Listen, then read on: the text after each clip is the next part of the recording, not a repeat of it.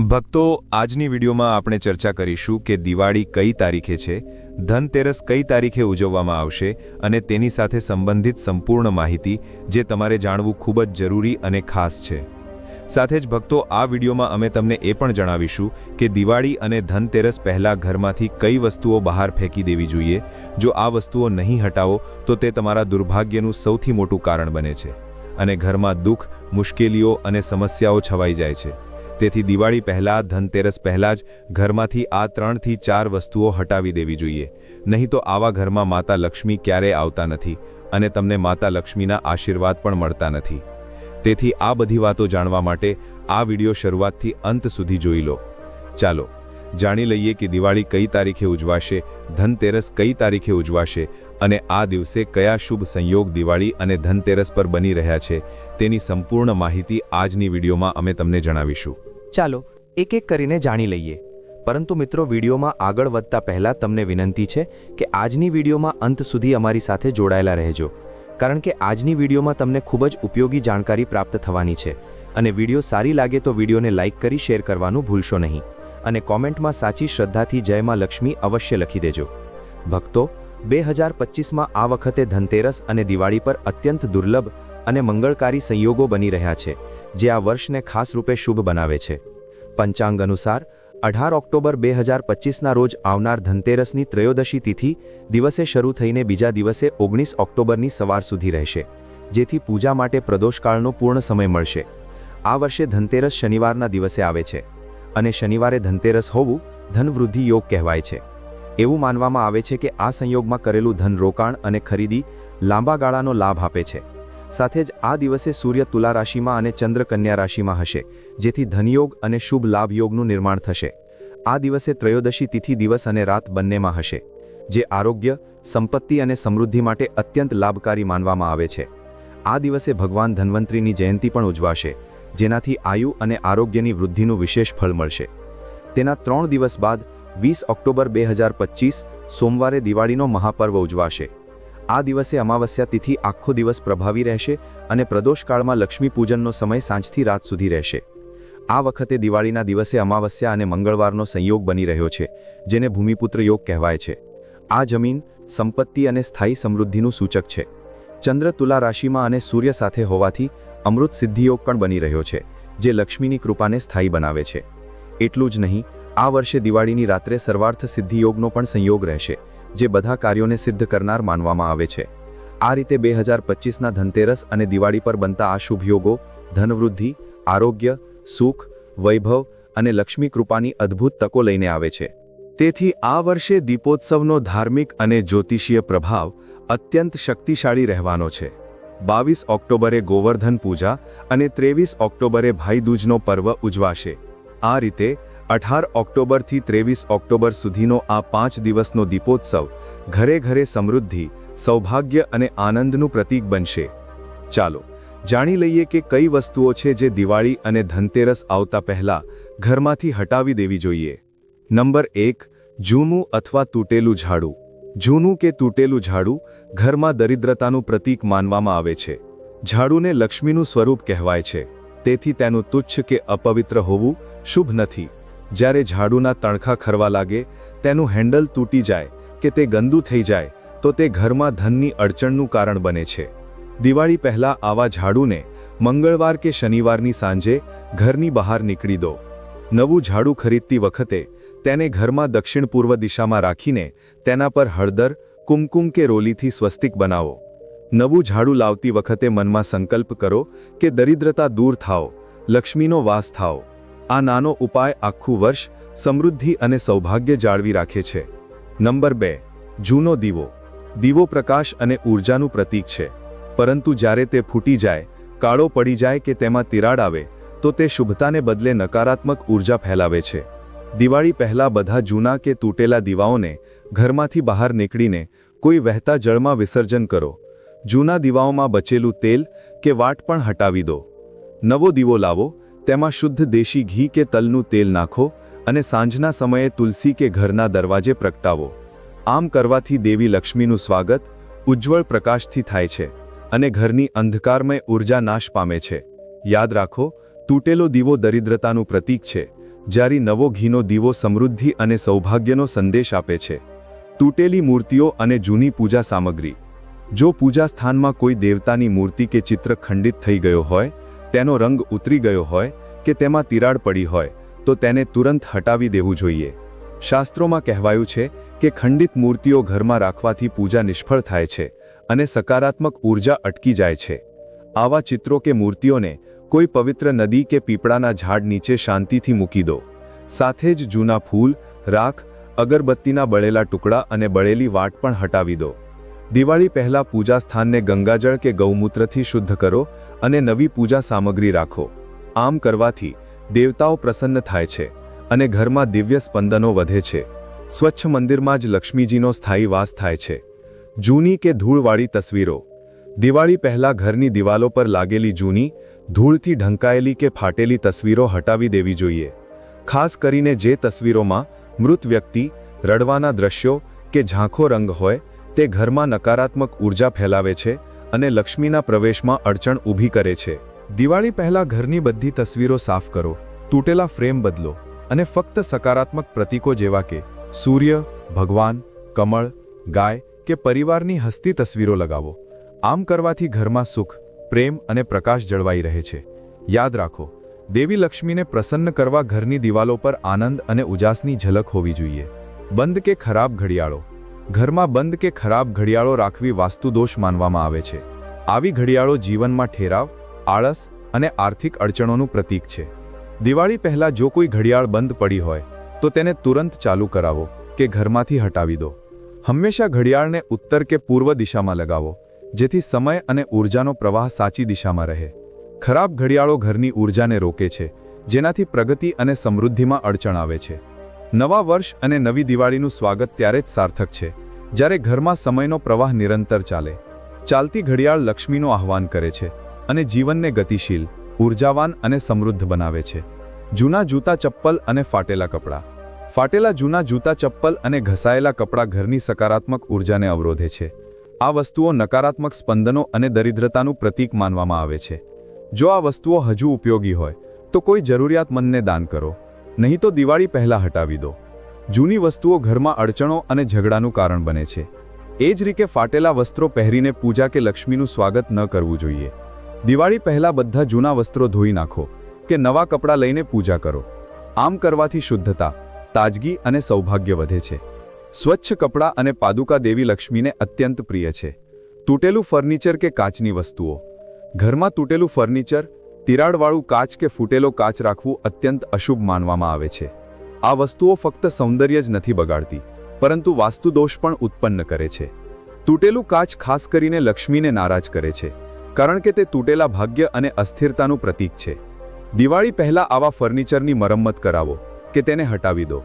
Furniture પણ જમેલી ધૂળ પણ આળસ અને દરિદ્રતા વધારે છે. જ્યારે ઘરનું દરેક ફર્નિચર ચમકદાર અને સુસજ્જ હોય, ત્યારે સકારાત્મક ઊર્જા પ્રવાહિત થાય છે. લક્ષ્મીજીનું સ્વાગત ફક્ત તે ઘરમાં થાય છે જે તિરાડ, તૂટફૂટ વિનાનું અને સૌંદર્યથી ભરેલું હોય. જૂની ઇલેક્ટ્રોનિક વસ્તુઓ. ટીવી, મોબાઈલ, પંખો કે બલ્બ જે હવે ઉપયોગમાં નથી, તેને ઘરમાં રાખવાથી નકારાત્મક ઊર્જા જન્મે છે. આવી વસ્તુઓથી સ્થિર ઊર્જા ઉત્પન્ન થાય છે, જે પ્રગતિને રોકે છે. દિવાળી પહેલાં આવી વસ્તુઓને રિસાયકલ કરો, ઠીક કરાવો કે કોઈ જરૂરિયાતમંદને દાન કરો. બંધ પડેલા ગેજેટ્સ ઘરમાં જડતાનું વાતાવરણ બનાવે છે. યાદ રાખો, ટેકનોલોજીકલ વસ્તુઓ પણ ઊર્જા પ્રવાહનો હિસ્સો છે. જ્યારે બધું ચાલે છે ત્યારે ઘરમાં ગતિશીલતા અને સમૃદ્ધિ વધે છે. તેથી દિવાળી પહેલાં દરેક બંધ કે નિષ્ક્રિય વસ્તુને હટાવીને નવા ઉજાસ અને આધુનિકતાનું સ્વાગત કરો. આથી લક્ષ્મીનું આગમન ઝડપથી થાય છે. વાસી અનાજ અને દાળ. રસોડું ઘરનું હૃદય છે અને અન્ન લક્ષ્મીનું સ્વરૂપ છે. જો ત્યાં જૂનું, કીડા પડેલું કે બાસી અનાજ રાખેલું હોય તો તે દેવી અન્નપૂર્ણાનું અપમાન માનવામાં આવે છે. દિવાળી પહેલાં રસોડાની અલમારીઓ ખોલીને જૂની દાળ, મસાલા, લોટ કે ખરાબ થયેલું તેલ હટાવી દો. નવું અને તાજું અનાજ લાવીને અન્ન પાત્રમાં રાખો. સાથે જ તે પાત્ર પર હળદરથી સ્વસ્તિક બનાવીને અન્નમ બહુ કુર્વીત મંત્રનો ઉચ્ચાર કરો. આથી ઘરમાં અન્ન અને ધન બંનેની વૃદ્ધિ થાય છે. સ્વચ્છ અને તાજું રસોડું લક્ષ્મીના સ્થાયી નિવાસનું સૂચક છે. ઘરના ખૂણાની ધૂળ માટી. ઘરના દરેક ખૂણામાં જમેલી ધૂળ માટી દરિદ્રતાનું પ્રતીક માનવામાં આવે છે. ખાસ કરીને છત, સ્ટોર અને દરવાજાની પાછળની જગ્યા ઊર્જાને અવરોધે છે. દિવાળી પહેલાં આખા ઘરની ઊંડી સફાઈ કરો. ઝાડુ સાફણી પછી નીમના પાંદડા કે ગંગાજળથી ફર્શ સાફ કરો અને કપૂર કે લવિંગની ધૂપ કરો. આમ કરવાથી દરેક દિશામાં સકારાત્મક ઊર્જા ફેલાય છે અને વાતાવરણ દિવ્ય બને છે. સ્વચ્છ ખૂણાઓમાં જ લક્ષ્મીજીનો પ્રવેશ શક્ય બને છે. યાદ રાખો, ગંદકી અંધકારને આમંત્રે છે, જ્યારે સ્વચ્છતા પ્રકાશને આકર્ષે છે. સ્વચ્છ ઘર જ ખરા અર્થમાં દીપોત્સવનું યોગ્ય સ્થાન છે. ઉદાસી કે રડતી તસવીરો. દિવાલ પર ઉદાસી, રડતા વ્યક્તિ કે કોઈ સંકટનું દ્રશ્ય દર્શાવતી તસવીરો ઘરની ઊર્જાને નકારાત્મક બનાવે છે. આ તસવીરો માનસિક તણાવ, ઝઘડા અને આર્થિક અડચણોનું કારણ બને છે. વાસ્તુ અનુસાર ઘરની દિવાલો પર લાગેલી દરેક તસવીર એક ઊર્જા ફેલાવે છે. જો તે ઊર્જા દુઃખ કે ભયની હોય તો દેવી લક્ષ્મી ત્યાં આવતા નથી. દિવાળી પહેલાં જો આવી કોઈ તસવીર હોય જેમાં યુદ્ધ, તોફાન, અંધકાર કે અશુભ ભાવ દેખાતો હોય તો તેને તુરંત હટાવી દો. તેની જગ્યાએ ભગવાન વિષ્ણુ, લક્ષ્મીજી, સૂર્ય, કમળ, હંસ કે શાંત ધોધની તસવીર લગાવો. આ ચિત્રો ધન, સૌભાગ્ય અને શાંતિનું સૂચક છે. યાદ રાખો, દિવાલની દરેક તસવીર તમારા જીવનનો ભાવ બની જાય છે. તેથી દિવાલો પર ફક્ત હાસ્ય અને પ્રકાશ રાખો. સિંહ, વાઘ કે હિંસક પશુઓની તસવીરો. ઘણા લોકો શક્તિ કે વીરતાના પ્રતીક તરીકે શેર, વાઘ, સાપ કે યુદ્ધના દ્રશ્યોની તસવીરો લગાવે છે. પરંતુ વાસ્તુ અનુસાર આ તસવીરો ઘરમાં ક્રોધ, ઝઘડા અને તણાવની ઊર્જા ફેલાવે છે. હિંસક પશુઓની તસવીરો વાતાવરણને ઉગ્ર બનાવે છે, જેનાથી દાંપત્ય અને પારિવારિક સુખ પ્રભાવિત થાય છે. દેવી લક્ષ્મીને શાંતિ અને સૌમ્યતા પ્રિય છે.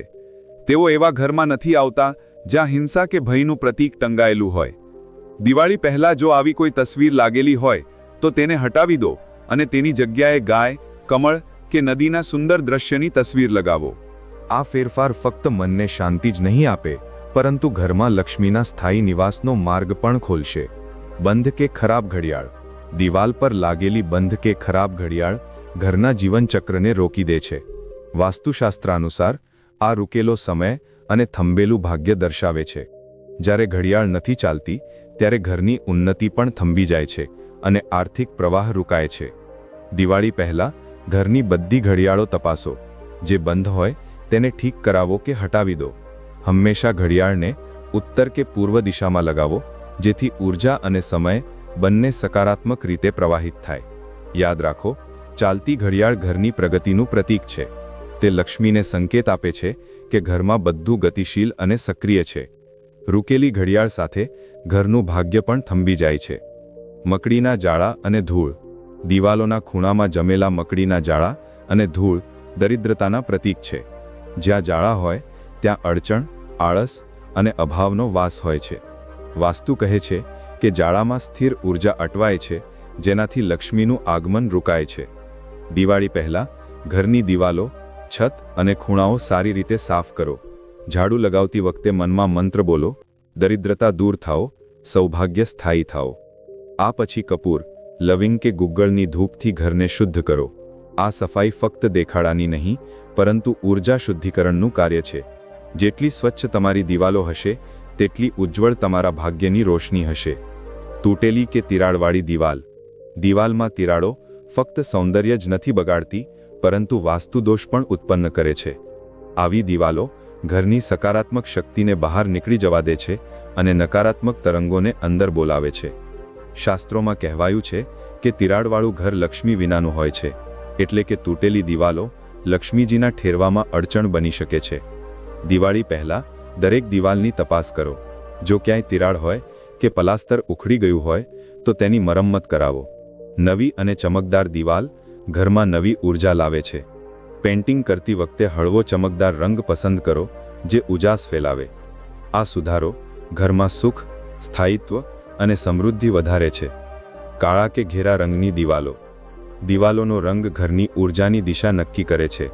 કાળો, રાખોડી કે ખૂબ ઘેરો નીલો રંગ ઊર્જાને શોષી લે છે, જેનાથી ઘરમાં ભારેપણું અને ઉદાસી ફેલાય છે. દેવી લક્ષ્મીને ઉજ્જવળતા, હળવા અને સૌમ્ય રંગો પ્રિય છે, જેમ કે સફેદ, ગુલાબી, હળવો પીળો કે ક્રીમ. દિવાળી પહેલાં જો કોઈ રૂમની દિવાલ ખૂબ ઘેરા રંગની હોય તો તેને હળવા અને ચમકદાર રંગથી રંગાવો. ખાસ કરીને પૂજા સ્થાન અને મુખ્ય દરવાજાની આસપાસના વિસ્તારમાં ઉજળા રંગોનો ઉપયોગ કરો. આમ કરવાથી સૂર્યની કિરણો યોગ્ય રીતે પરાવર્તિત થાય છે અને ઘરમાં સમૃદ્ધિ ટકે છે. પ્રકાશમાન દિવાલો જ લક્ષ્મીના પ્રવેશનો માર્ગ ખોલે છે. ઝાડુ ઊભું ન રાખવું. ઝાડુને ક્યારેય ખડું કરીને ન રાખવું જોઈએ. આને અશુભ માનવામાં આવે છે. તેને હંમેશા યોગ્ય રીતે રાખવું જોઈએ. ઘરમાં ઝાડુ એવી જગ્યાએ રાખવું જોઈએ કે બહારથી આવનાર કોઈ વ્યક્તિને ઝાડુ દેખાય નહીં. ધનતેરસ પહેલાં સફાઈ કરતી વખતે જૂનું ઝાડુ ઘરમાંથી હટાવી દેવું જોઈએ. જૂનું ઝાડુ હટાવીને તેની જગ્યાએ નવું ઝાડુ રાખો. ઝાડુને માતા લક્ષ્મીનું સ્વરૂપ માનવામાં આવે છે, કારણ કે ઝાડુ ઘરની ગંદકી બહાર નીકળે છે. ગંદકીને દરિદ્રતા માનવામાં આવે છે, આથી ઝાડુને પૂજનીય ગણવામાં આવે છે. આ જ કારણે ઝાડુમાં પગ લાગવાની મનાઈ છે. ધનતેરસના દિવસે લોકો ઝાડુ ઘરમાં લાવે છે અને આ જ ઝાડુથી નરક ચતુર્દશીના દિવસે ઘરની ગંદકી સાફ કરે છે અને દિવાળીના દિવસે માતા લક્ષ્મીના આગમનની તૈયારી કરે છે. ગોમતી ચક્ર. ગોમતી ચક્ર માતા લક્ષ્મીને અત્યંત પ્રિય છે. ધનતેરસના દિવસે ગોમતી ચક્ર ખરીદીને લાવો અને દિવાળીની રાત્રે જ્યારે માતા લક્ષ્મીની પૂજા કરો ત્યારે ગોમતી ચક્રની પણ પૂજા કરો. પછી તેને ધનની તિજોરીમાં રાખો. માન્યતા છે કે આથી તમારું ધન સ્થાન હંમેશા રૂપિયા પૈસાથી ભરેલું રહે છે. ધાણાના બીજ. ધનતેરસના દિવસે ધનિયાના બીજ લાવવું ખૂબ શુભ માનવામાં આવે છે.